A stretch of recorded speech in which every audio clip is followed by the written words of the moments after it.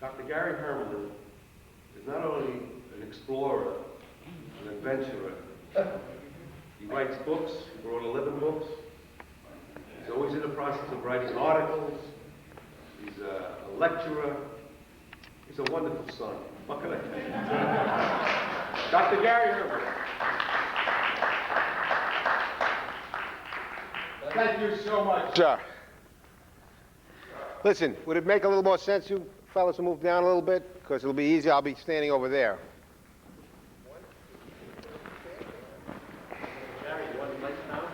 Not yet, not yet. First we'll do a little something here.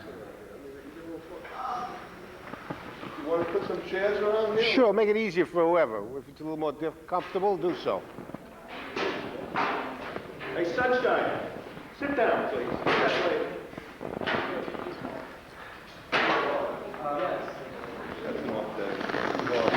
For us, not a beach ball, but the globe, the world, in miniature.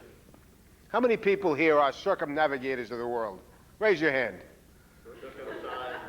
No, circumnavigators, meaning you went from one point all the way around this great earth. All right, so you're one of the circumnavigators. No halfway.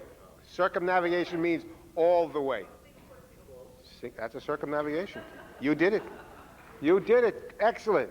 Well, on July 12th, 1996, I also joined a very select group of you people circumnavigating the pole. I went across every time zone, every longitudinal line. How did I do so? Well, bear with this map, of course, this atlas, I mean. Here we have, they always put the blowhole of these things right at the North Pole. But that's the North Pole. And at the North Pole, if you just circle around it, you've gone around the Earth. Now, the story about the Earth is extraordinary in that so many things are happening now in science. It's almost daily that something else is being worked out and discovered. The notion of life beyond this planet is now very, very real. The planet of Jupiter, one of the moons there, it seems as if has ice and water, and very possibly some microbes. On our planet here, we have, as we know, the land masses, the continents, but in fact, 75% of the Earth is covered by water. And in fact, the most unknown areas are under the sea, the deep sea areas. How many people here have an idea how deep the ocean could be? Take a guess. Very deep, right. 37,000 feet is one of the trenches off the Marianas Islands. We're talking, they're talking trenches that are higher, that are deeper than the tallest mountains. Mount Everest is about 29,000. An extraordinary world we're in, and we don't know very much about it. And we must start to discover more about it.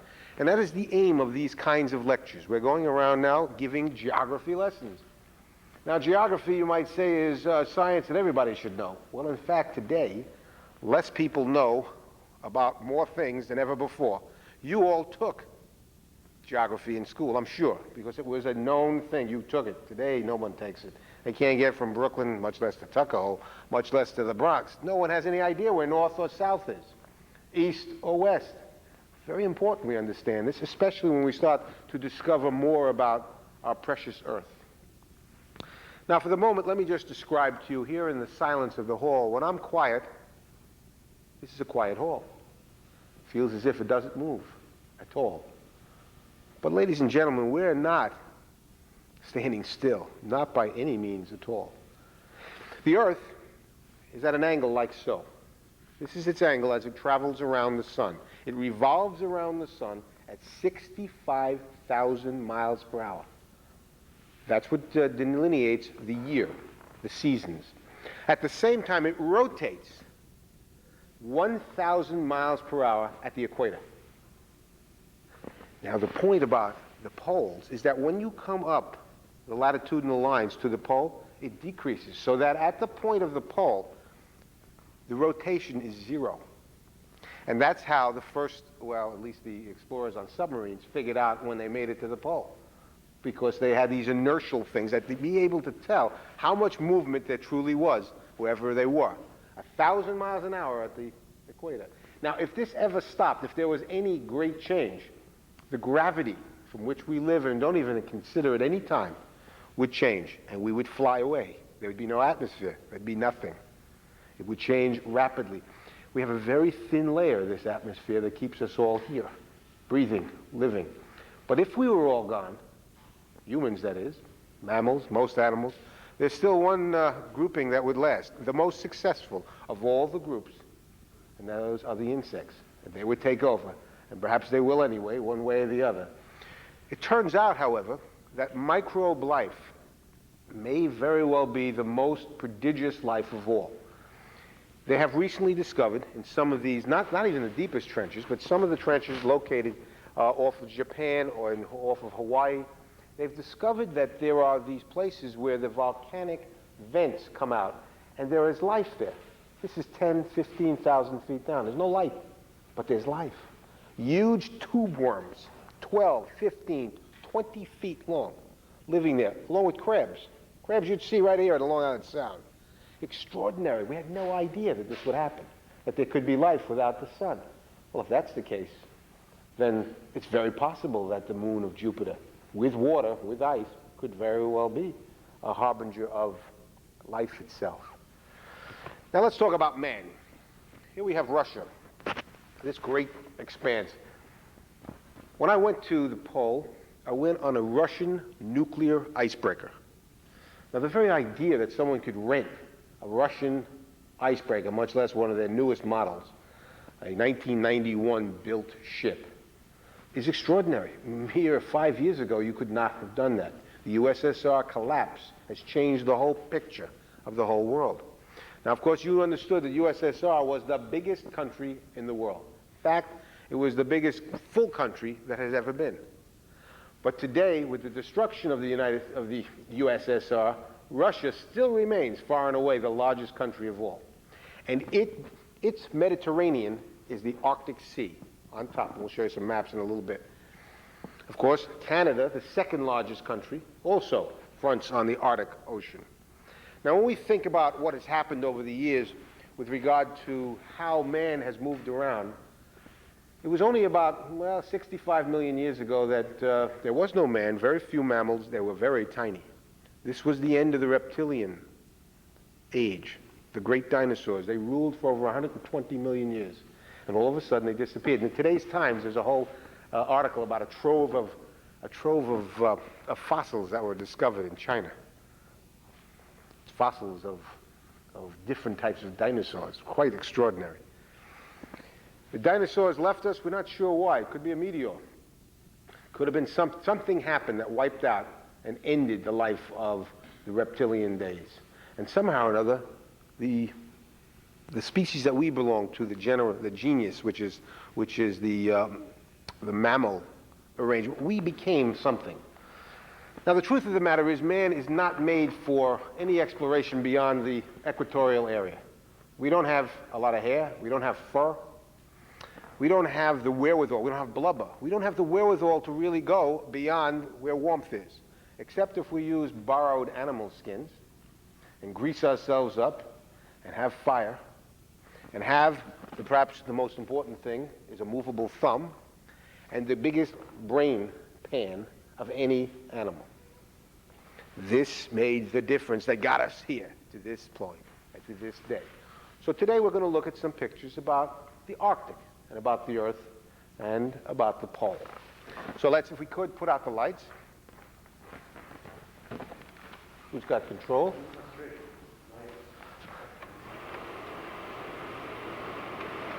North to the pole it is indeed.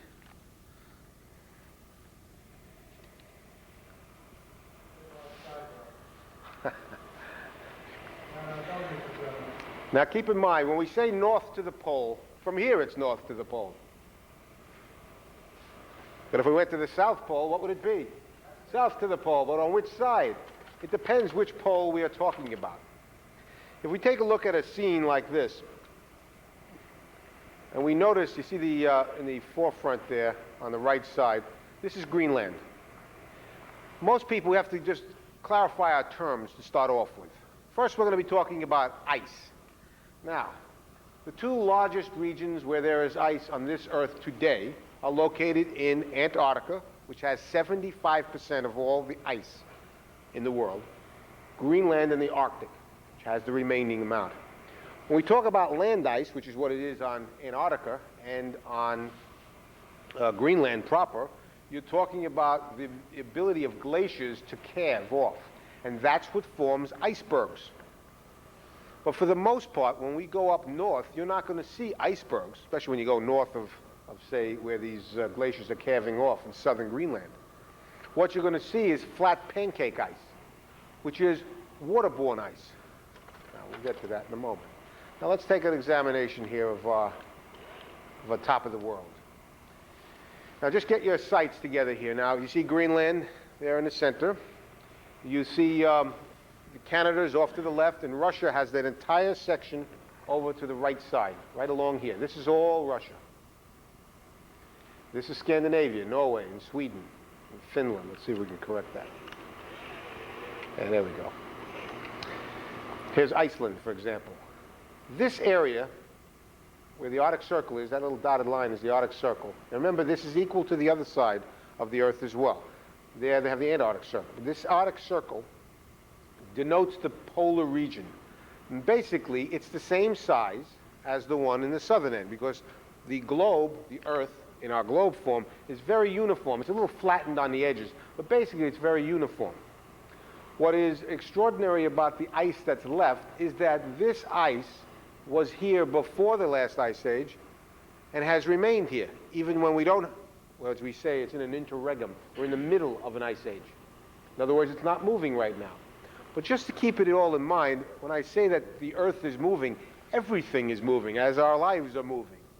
What's truly occurring here is that things are happening so fast, even geologically fast. It was a mere 15,000 years ago that this, where we are standing right here today, was covered by 1.5 miles of ice.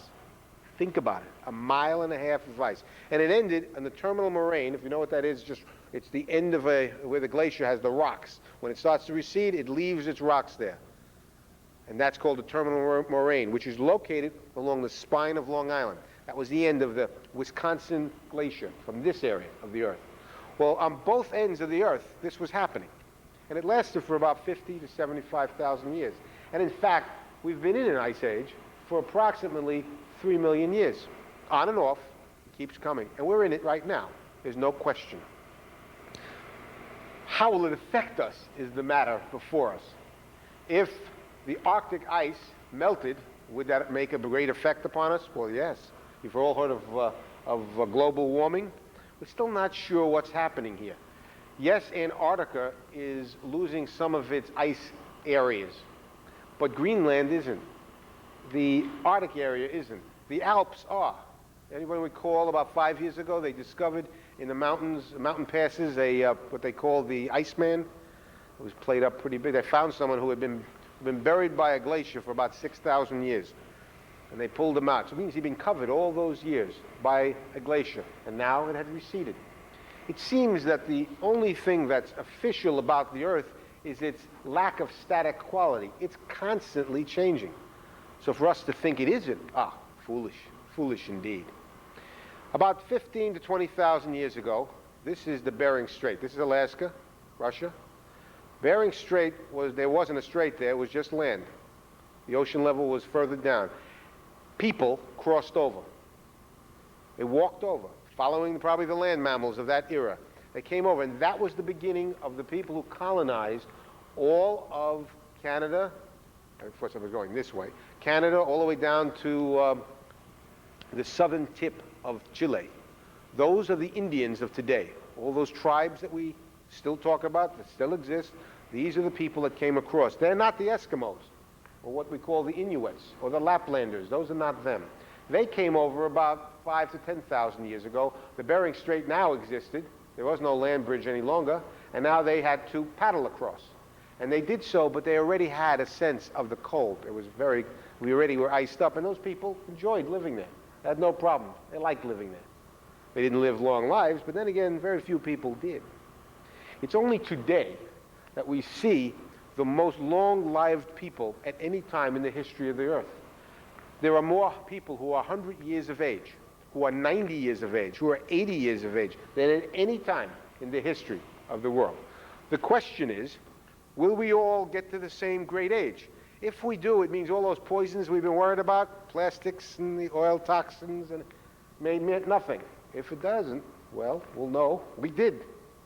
And we can gainsay ourselves. Meanwhile, these Eskimos, they live a very hard life indeed, but they are, for the most part, happy in where they are.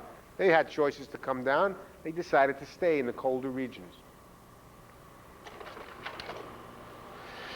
Now, the thing about the pole is that the pole itself was not the Holy Grail. The Holy Grail, in fact, let's go back a little. Let's go one back. The Holy Grail for exploration for approximately 300 years, from about 1600 to 1900, in the north now, not in the south, in the north, was to seek out the silks and the spices from Cathay. Cathay being the name, the English name for China and the Indochina area. Once the Mongolian Empire was busted, and then the Ottoman Empire came in, and all the different fiefdoms came in along the old silk trails, going through Afghanistan into India. They had to have an easier way to get materials that they had been getting since Marco Polo in the 13th century, who was the first to really break through.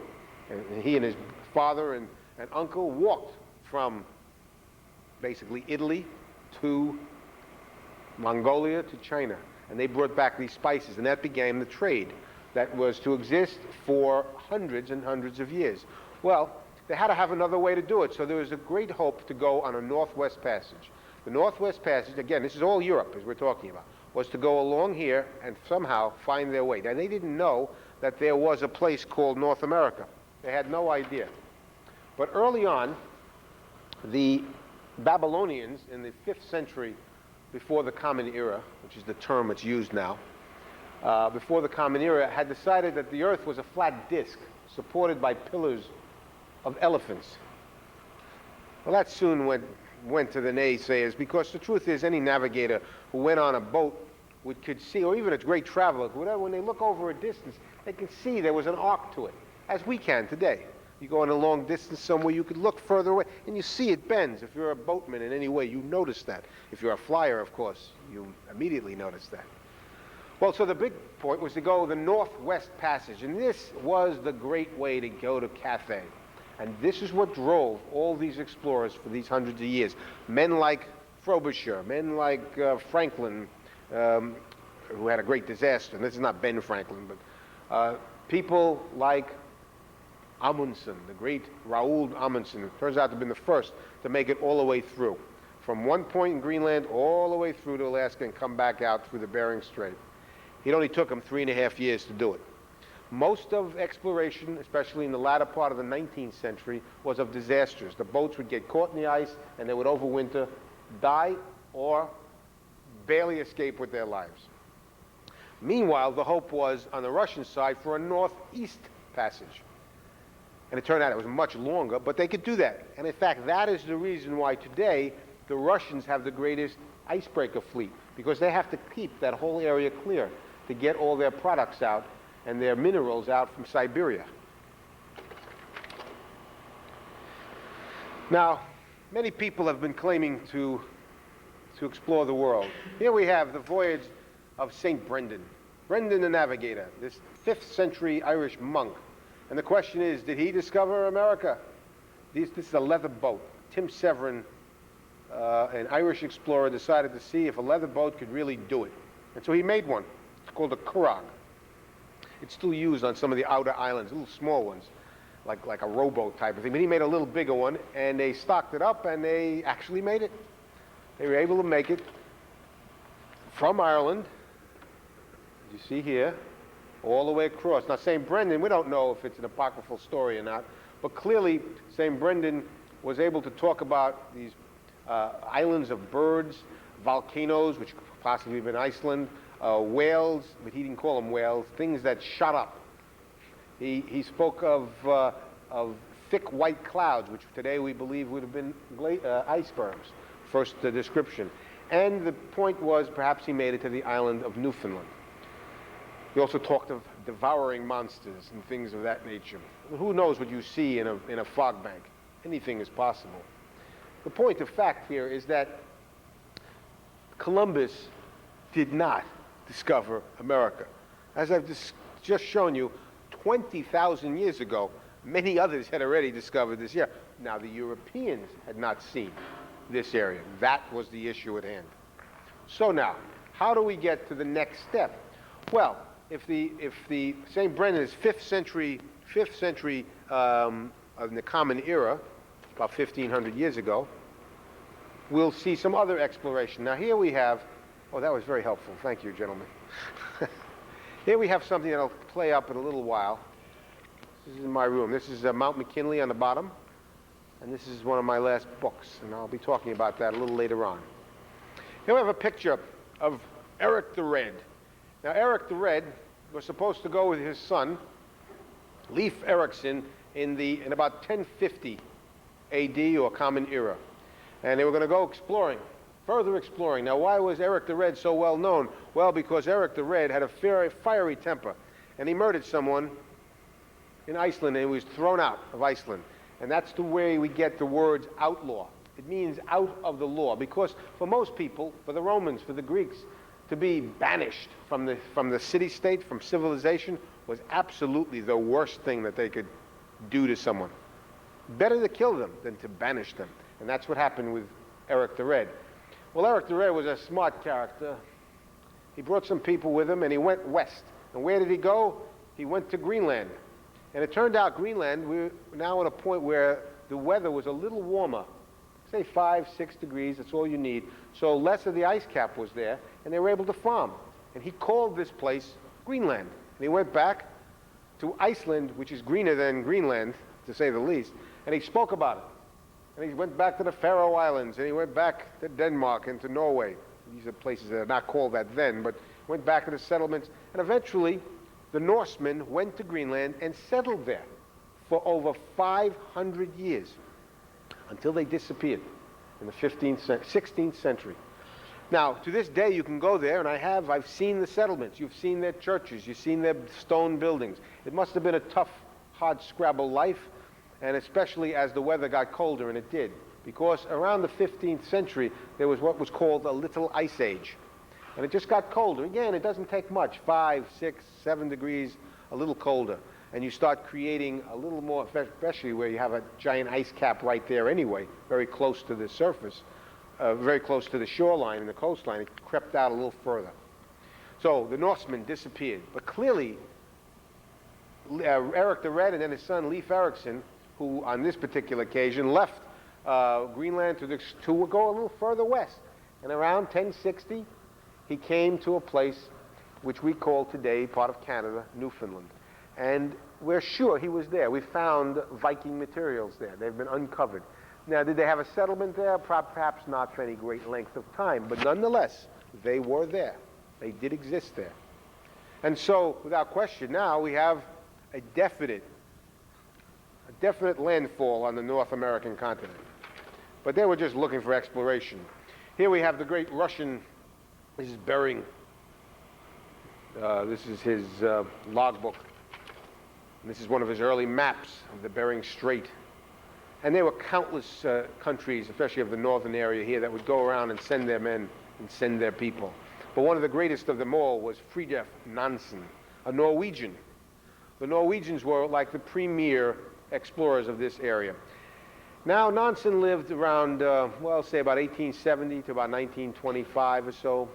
And by this time already, there was no real need to go for the great northwest or the northeast corridor, because they were able to go through the land areas, and of course now railroads were coming into the continent of Europe and through Asia as well. And they were able to get the materials, the spices, the salts, the silks. It wasn't so difficult. So now it became, let's see if we can go to the pole, because they had no idea what the pole was. They thought it might be in a lake. They thought there might be land there. There was no sense of what the North Pole would be. And so this man built this ship called the Fram, which is now a museum in Oslo. There you go. It still exists. He built it so that when it gets stuck in the ice, it would rise up. It wouldn't be crushed. It would rise up, and it worked. But he was not able to discover it. But he established a thing called the Nansen Drift, which is where the ice constantly moved in the Arctic Sea. And in fact, the study of oceanography really began with Mr. Nansen. And here's part of his ship. This is what he looked like. Huge man. Very austere. Now, one of the odd things about why the ice ages come and go, we're still not quite sure. But it seems, and we won't go into great detail about this, but it seems that the orbit, this is the revolution around the sun of the Earth, changes periodically and wobbles portions of how the Earth stands up and is angled. And it seems to occur over a 40,000-year cycle. So we're thinking that has some real basis for why we get these ice ages and these changes. But now let's go right to the pole itself. Well, in America, the great thing was was an admiral then, but Robert Peary was the man who for five different times sought out the pole. Now, Peary was an unusual sort of fellow. He was a Navy man, and he believed that it was God's gift to him to be the man to discover the North Pole. Now, there's been a lot of question of whether he did or not in 1909. There is no question for most of us that if he didn't do it, he came awfully close. Awfully close. He was a great navigator. He could travel in the worst weather. He lived for years with the Eskimos of Greenland and took on their ways. He went by ski. He used their dogs, as opposed to the English, who are famous for manholing and just tromping through and killing themselves, basically. When he finally came back from the pole and announced it to one and all, his old friend and compatriot, Dr. Cook, had already claimed to be the first to discover, not months before. And therein began a long-term feud, which eventually disproved Cook's claim to be the first there. But to this day, there are Frederick Cook fans that love to say that he discovered the North Pole. This is a picture, supposedly the picture, it's not out of focus, that is what it is, of Robert Peary at the pole, taken by his faithful manservant, as they like to say, this black fellow who was with him for about 20 years, who went on all of his expeditions with him, Matthew Henson.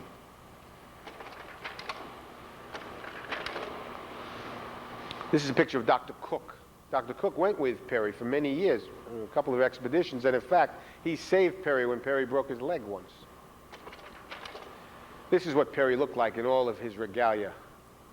Now, Peary and Matthew Henson, as I said, stayed in Greenland for some years, and they begat children there. No one supposedly knew about it, but the Explorers Club, loving things of this nature, they brought back the grandchildren, the sons and then the grandchildren of Matthew Henson and Robert Peary about 7, 8 years ago.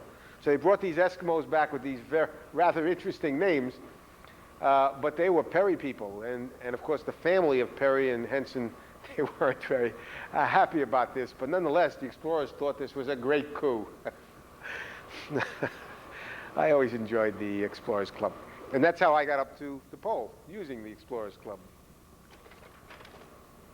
And here's a picture of Peary with what he called the little people. Well, those little people, they could live very well on the ice. And they showed him how to live. And that's why he was successful. Now, here's the thing about these kinds of early explorations is scurvy was a very big issue, this lack of vitamin C.